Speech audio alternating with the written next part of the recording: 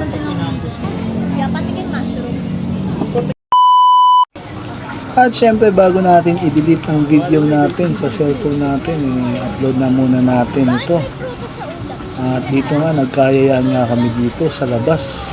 Nandito kami sa tabi lang ng Pingping Lechon. Dito lang yan sa La Loma, malapit sa Blooming Treat, malapit lang rin sa Mayon. So yan, binura ko yung music dahil baka magkaroon tayo ng copyright. So kaya ito. So kaya pala walang gumagamit ng mga sikat na music, no? Kahit naka-free lang siya, nagkakaroon siya ng claim. Mahirap. Kalisin na lang natin yung music. So yan, talagang sulit na sulit nga naman talaga dito kumain, guys. At naka-unlimited juice ka na, unlimited rice pa.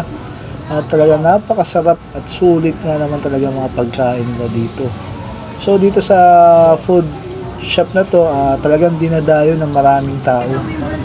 So napakaraming taong kumakain talaga dito, iba't ibang lugar. At yung iba talaga malalayo pa. So yan, hanggang dito lang muna. Peace out!